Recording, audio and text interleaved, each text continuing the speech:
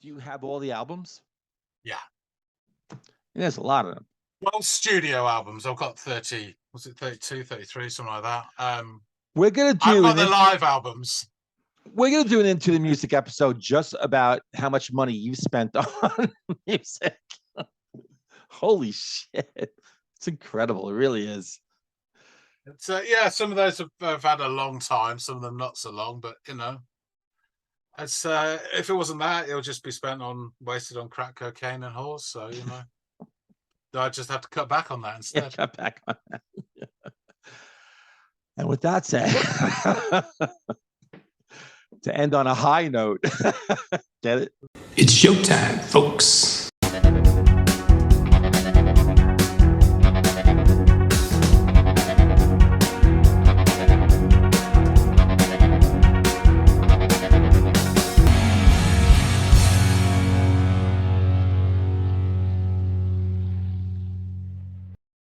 Hey everybody, and welcome to another episode of Into the Music. My name's John, and that guy over there is Greg, and we're here to listen to a fantastic track which I've selected from my bargain basement of delights. Greg, are you up for listening to a... Jeez, not one of those. We're trying to attract audience, not get them, scare them. Kidding. Well, it's from a band that you have heard of. It's from a band that you have reacted to. And yeah, and that band is Manchester's finest, or one of their finest, and the band is The Fall. Oh, nice. I've been wondering when the hell you're going to get off your ass and give me the Fall song. I have to say very quickly that I owe quite a deal to this channel because of the various reactions has rekindled my love of The Fall. That I honestly I'd listened to them for about 5 years, and I've got a fair amount of their stuff, and I loved them when I was younger, and it kind of fell by the wayside. But it's rekindled it, and I've gone back to all the old albums and stuff again, and yeah, so I thought, yeah, I'll pick out, everyone's been picking out ones for you, so I thought I would as well. A rather special song that's it's Humdinger. I could talk about this more on the other side, but I will say that, like, honestly, this band and the Cardiacs are two, and there's probably a couple that Ride. But Cardiacs and The Fall, because their music is so respectably so out of like left field, it's very unique. Not a lot of people get it, and I'm talking about the sounds respectively of those two bands, and yet that's why it's been a revelation for both those bands. I have really grown to like both them. The Fall, almost everything I've heard so far, on this channel and behind the scenes, really amazing. So you got to give me the name of the song, because I'm starting to get into stuff. I'm trying not to, but I'm starting to get into stuff on my own. So hopefully I don't know the song. Okay. So, well, in the words of Bachman Turner Overdrive, you ain't seen nothing yet. This song is called The Chiselers. No. Nope. I mean, I'm pretty bad with song titles and stuff. No, that would jump out at me. No, I don't think I know it. If you had it. Cool. Okay. Yeah, well, go ahead and listen and come back and tell us what you think. Will do. The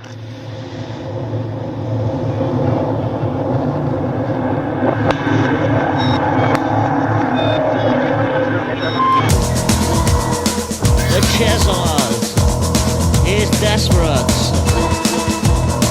passed on the ninth richest. That was a cool start. I started writing notes. I gotta bring that back. That was really a great beginning. What is that?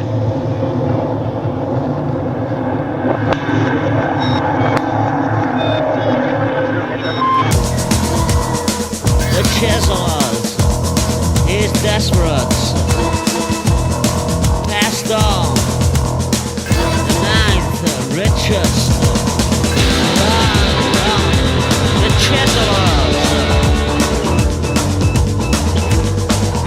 He's short. They are short. Stones are short. Mr. Grumbler with the white Ferrari is short. Giving you hard looks. This is hard, man. This is like the hardest The Fall songs that I've ever heard. I mean, what's going on here with the guitar?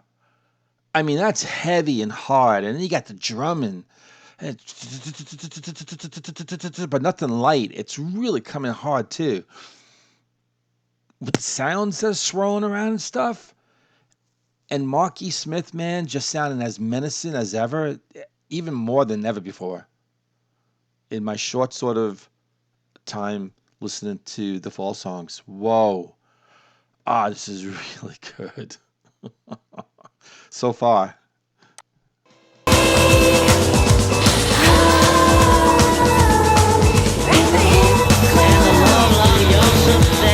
Vocals. Get in touch. Their skin truck. Relocation. Fellow Chiseler.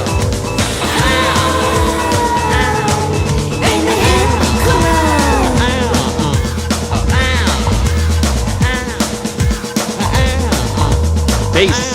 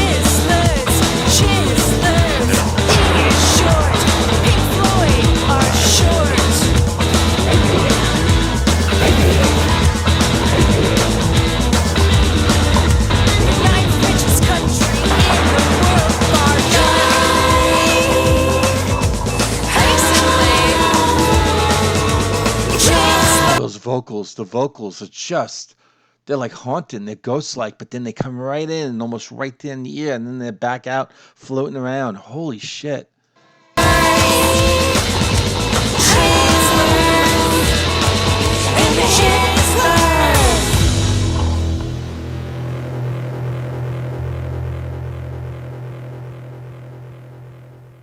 Cheers off!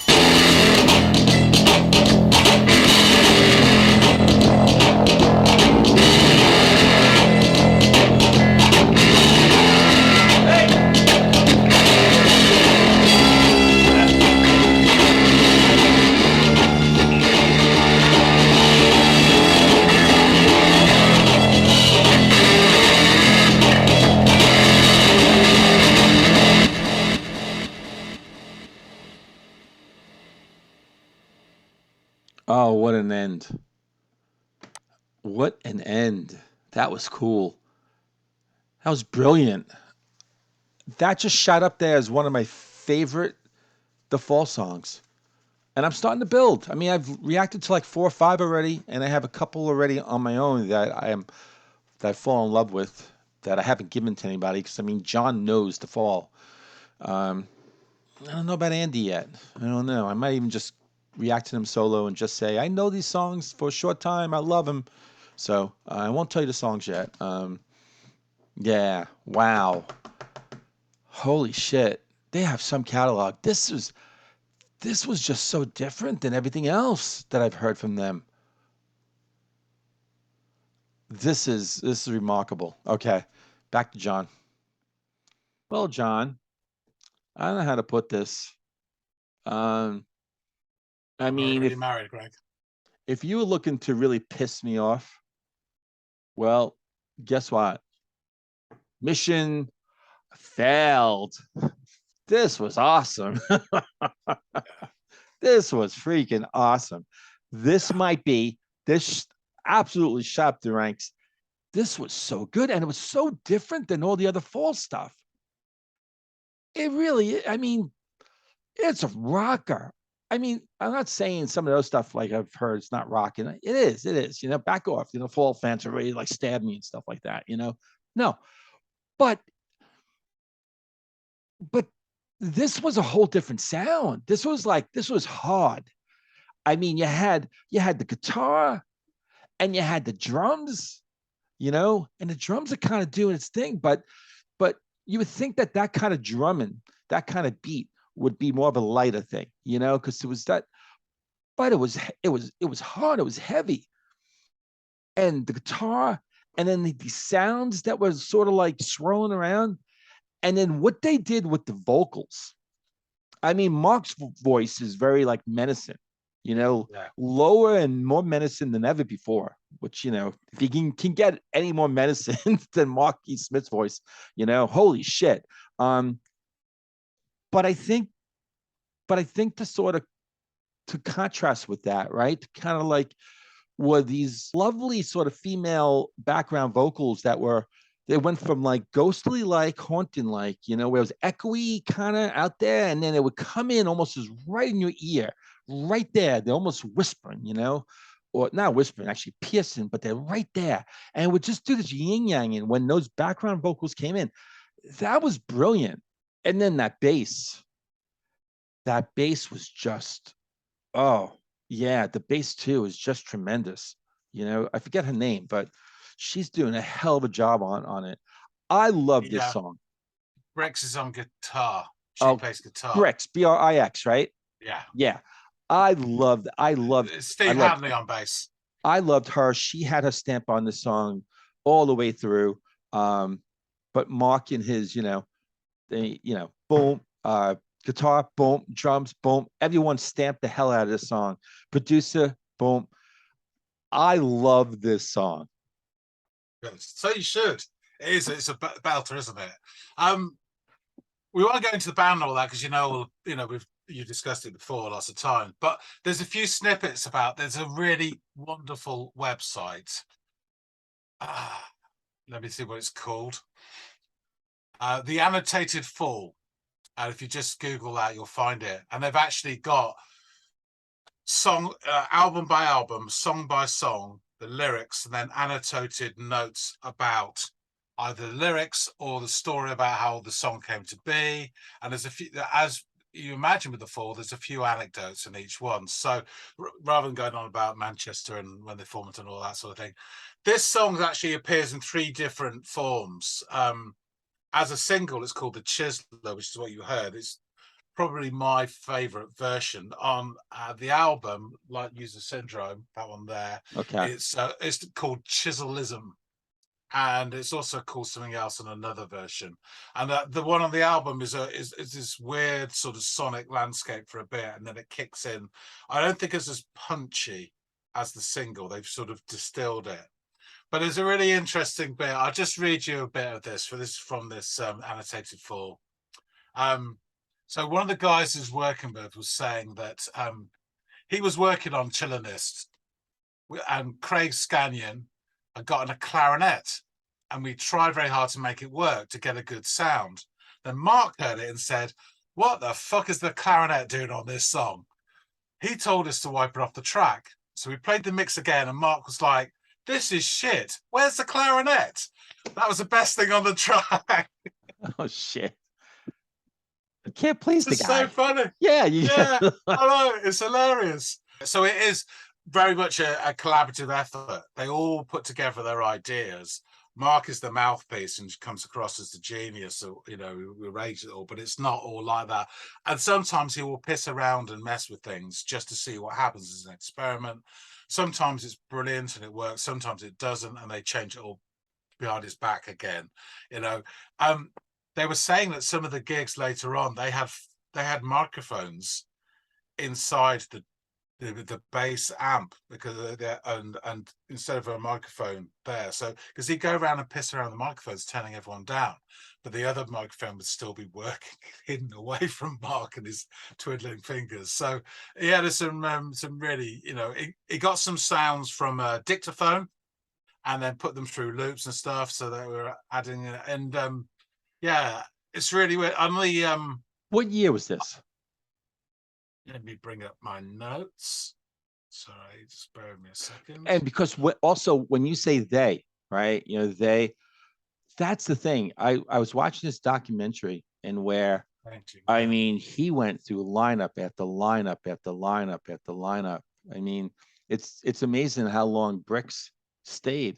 He was just so domineering of a you know, kind of my way or the highway, and we get into these confrontations with folks, and even I forgot his name, but there was a guitarist, I think, that stayed with him as long as possible. I mean, as I'm watching the documentary, I'm like, you should have left a long time ago, Yeah, and that's Steve Hanley, the bass player. yeah. Oh, okay. Wait, so then what is Bricks playing? She's playing.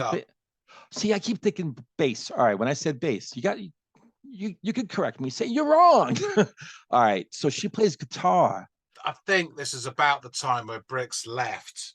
She came back for an album. I think it was this one, and then left again when they started doing some more live. She just walked off one night.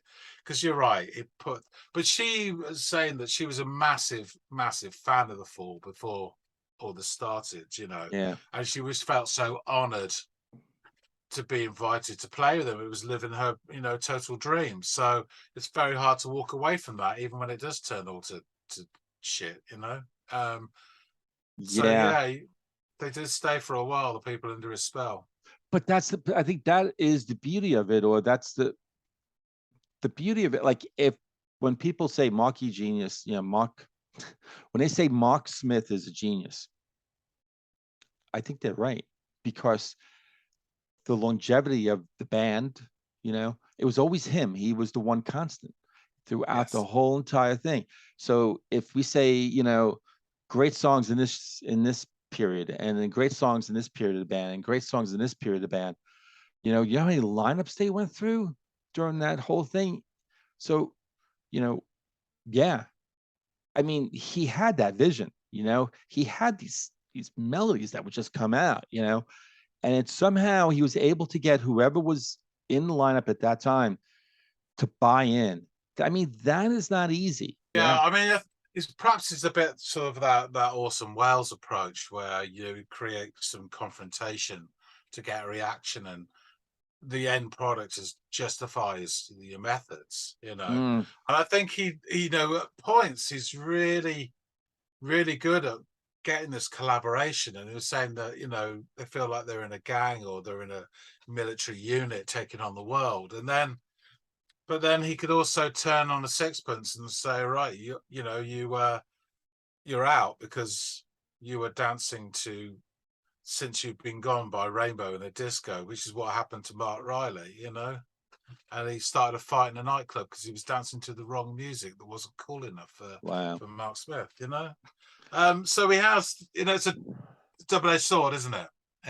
Is that but what you're kept right. Is that what kept the band really from? Because this band, based on the music, I've heard enough. I think the music is great. Yeah. I'm sure there's some clunkers, but I mean, every band has, the greatest bands have clunkers, but I mean, I've heard enough to say, holy shit. I mean, this band is right up there. I mean, do you think that's like, why are they not popular enough? I keep asking that question. I'm trying to figure that out with Cardiac. It's cool that they're not that popular, but they should be a little bit more popular. I mean, some of their videos in YouTube and like that, the amount of like views each one, I mean, it's not that much, and you go into Spotify and stuff like that. It's just like, this band should be much more popular. I'm pissed off about it, actually.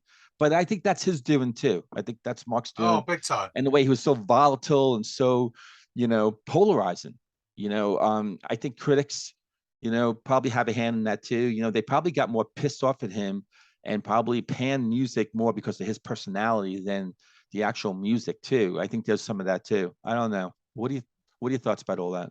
Yeah, I mean, I saw a clip recently of which I've totally forgotten about. He was on The Tube, which was a really popular TV show in the early to mid 80s on Channel 4. So it was quite edgy and a bit different. And they're on there, and he's talking away, and he says about he despises people who writes fan letters, and anyone who writes to him, he throws it straight in the bin. You know, those sort of arguments, Yeah. don't endear him. I mean, he was notoriously difficult with the press, so they never gave him an easy time. But John Peel loved them, and probably his favourite band, and he always championed them. I mean, they went through phases, and that's the beautiful thing about the Fall, is that depending on what you're looking for or your mood, you can pick a song from a different album or period, and it will match what you're looking for, hopefully. To the starting period, up to, I guess, This Nation's Saving Grace is the classic Fall, sort of time period. And there's some great album, Hex Induction Hour. I mean, I really love the first album, and also Grotesque off the Gram as well, And there's loads of them that are really, really nice, but it's got quite a distinct sound, and it's probably mostly to do with Steve Hanley's bass, but it's that sort of urgent thrusting. They're quite experimental on that point as well. And then Bricks comes in, and they do change, and they become slightly more popular, and they start dressing in proper shirts and jumpers and looking quite smart for the videos. And they do a cover of Victoria, and there's a Ghost to My House and stuff like that, and they skirt around the chart success but don't quite get it. Yeah. And then she goes, and he's an alcoholic at this point, and it all goes a bit odd. And then he gets his second wind with I mean, they do some decent stuff, don't get me wrong. The Infotape Scout, really good, and others. But he gets his second win when he gets the 18th lineup with all these young American kids, and the rhythm section on that has always been great, but it's really tight from that point onwards. And I really, really like some of the latter Fall stuff. I mean, from Reformation, TLC, TLC, which stands for something specific I can't really tell you on this show. Your Future Architecture is a fantastic album as well. So you've got all their stuff, and I think if if they just stuck the same people, the Fall would have lasted 4 years, and that would have been it. They'd have just gone into the history books. But because he rotated and got other people in, with him as the constant point, and not necessarily, I mean, lyrically it's always him, but musically it's always other people's input. Put it another way, can you imagine 1969, 1970, Paul McCartney just sacking the rest of the Beatles and replacing them and carrying on? I mean, that's possible. What it would have sounded like would probably be Wings, but still call the Beatles. And then you talk about different chapters of the Beatles' career that the Beatles could have gone on until, the 80s. Yeah. It is these things, but bands tend to, especially the ones that are the cutting edge ones, they tend to implode. You just think you throw a stone and hit a band. I don't know what I was talking about, Talking Heads earlier, and David Byrne turned into a complete arsehole, and the rest of the band couldn't stand him, and they went. So they lasted quite a long time, but so they all have a shelf life. But he's sort of found a way of extending that shelf life again and again and again and again. So in a way, I mean, it's brutal because it affects people's lives when you get sacked from a band. You're touring, it's your earning, your artistic license as well. So it is brutal, but I mean, for the brand, the Fall, it's a very clever way of carrying on, because no one's saying it's the Fall Mark II, Mark III, Mark IV. Like, you had various editions of Echo and the Bunnymen after they split up, before they got back together properly. Yeah. And Ian McCulloch called them echoes of the Bunnymen because he thought they were a sham, because they didn't have him in it. No one's saying that this is inferior. There are periods of the Fall, like the Bricks period or whatever, but I think people love certain areas more than others. But it's certainly not seen as an inferior sort of version in any way. They're still inventing and creative and pushing the boundaries 20 years after they started, 30 years after they started. So, hats off to them. So this was 96, and I think the Fall started like in 82, 84, didn't they? They formed in 1976. Wow. That's right. Okay. So think about it. So they're around 20 years, and they put a song out like this. Yeah. That's incredible. you wouldn't get that from Jesus. Where's my? Oh, here we go. I've got a few. I haven't got that many, but I've got a few on vinyl.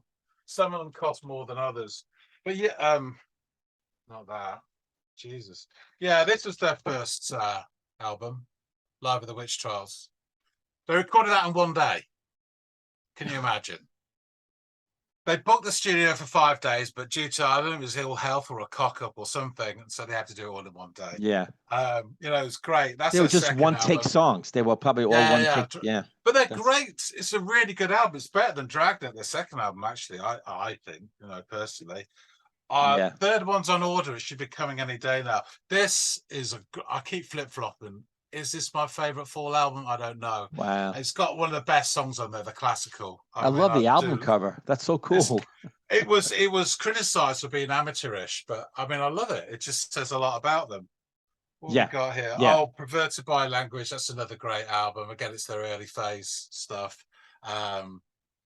Yeah, it's The Wonderful and Frightening World of the Fall. That's a good album as well. I'm sold on them. I really am. And Yeah. this is what most people say is their favorite. This Nation's Saving Grace. And again, it's got, I mean, bombastic.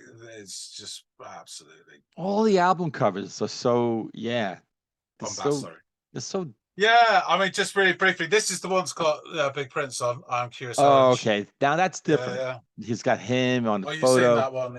Yeah. Yeah, on the back, actually. There you go. There's Yeah. Bricks and the band sitting on a giant burger. It's just really odd. Yeah, you've seen that one. Infotainment scam. Sorry, that's got a. Won't tell you about that because I might give you one of those. Cool. There's a couple more here. Yeah. No Class of Revolt. That's a really good album. A lot of people hate it, but Are those acorns on the cover album? I don't know what they are. It's some sort of weird symbol. You know, it's It looks like acorns. you can Oh no, those are people. Those are like images coming out of like diamonds or something. Yeah. It could be. Interesting. And Future Our Clutter. Your Future Our Clutter. That's a really, really, really nice album. They're just the vinyl ones I've got. I've got them obviously on CD. Do you have all the albums? Yeah. There's a lot of them. Well, studio albums. I've got 30, was it 32, 33, something like that. We're gonna do I've got the live albums. We're gonna do an Into the Music episode just about how much money you've spent on music. Holy shit. It's incredible. It really is. It's yeah, some of those have had a long time, some of them not so long, but you know, it's if it wasn't that, it'll just be wasted on crack cocaine and whores. So you know, I just have to cut back on that instead. Yeah, cut back on that. And with that said, to end on a high note, get it? John, you take care. Have a good rest of the day. And to everyone out there, I gotta tell you, this is a ride that I'm taking with the fall. I really am. I'm falling for the fall. Too right. I love this band. I really do. And so hopefully John will feed me. And if anybody is thinking about Ko-fi or something like that, keep this band in mind. Would love to keep further plunging down. There's plenty to go from. Yeah. Plenty. Yeah, cool. And so with that said, like, subscribe, and we'll see all of you on the next episode of my finger Music. Into the Music. Didn't know where the finger went.